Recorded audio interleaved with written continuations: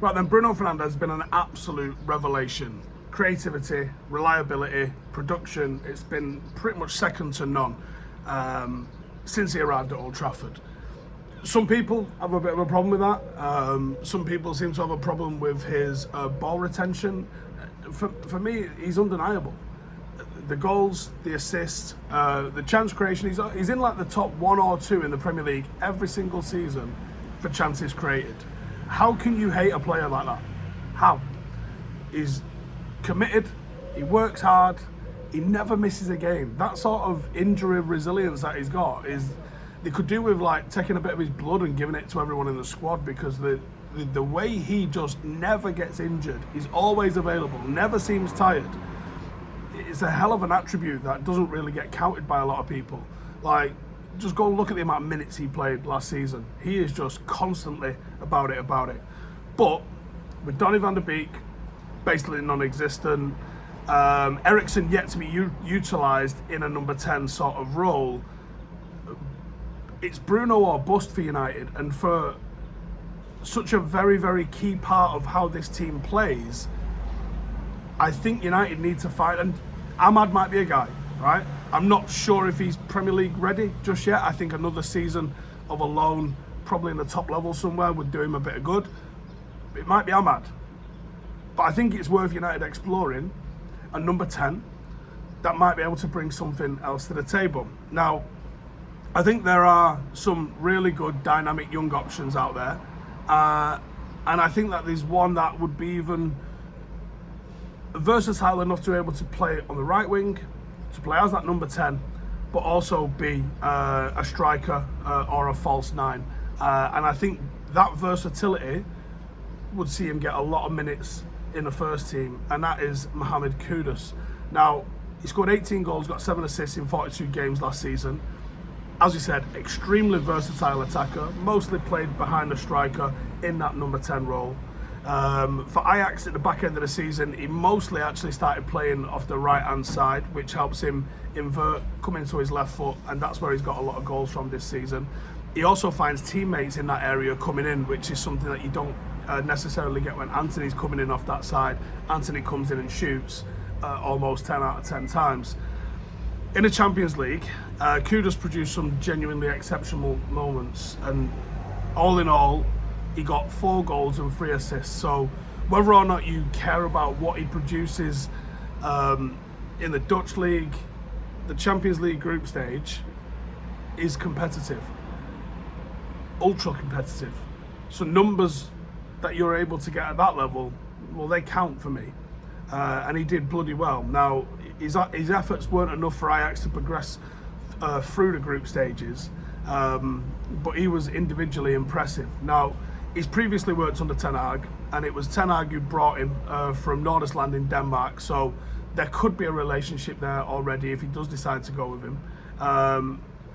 There is some talk that there is strong interest from Ten Hag in bringing him over, and he is potentially someone that could be a long-term replacement for Bruno Fernandes, as well as coming in and offering a rotational option right now, not just for Bruno, but for other players as well, and potentially even backfill by playing in a false 9 sort of role should we need it.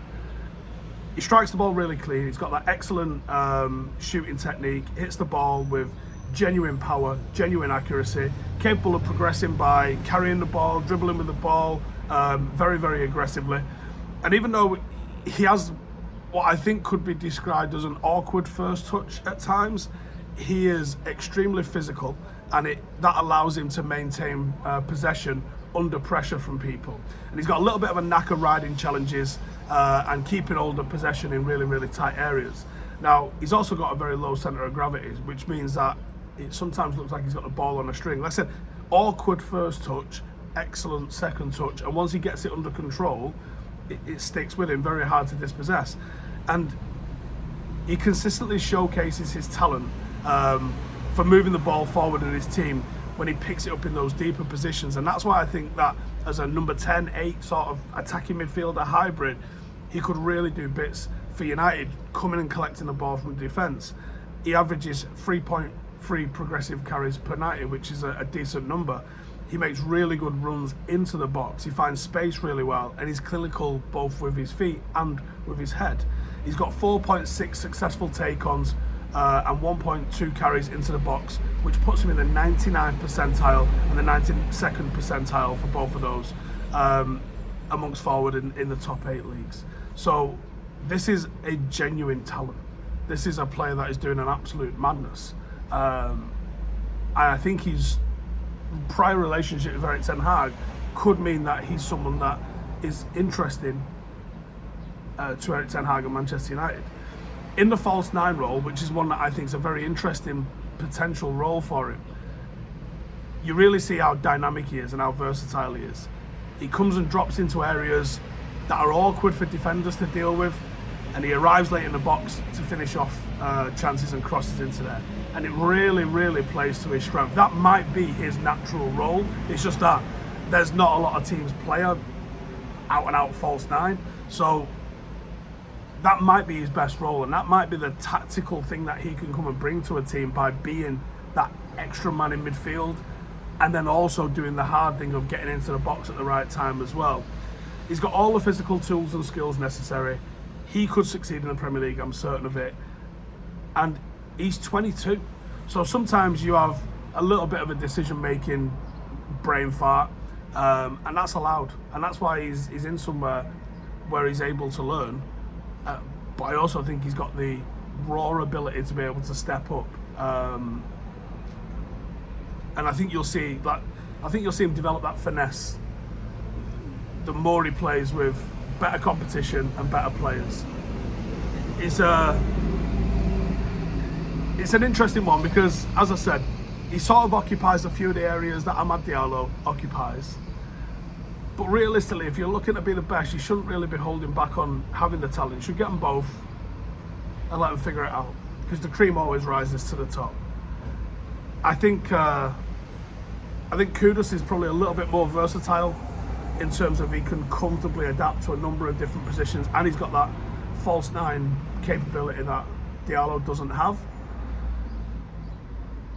It'd be interesting to see just how this shakes out for him. But let me know in the comments. Supposedly somewhere in the region of 20 million euros is what he's going to go for, and I think at that price United couldn't afford to miss him. See you in the next one.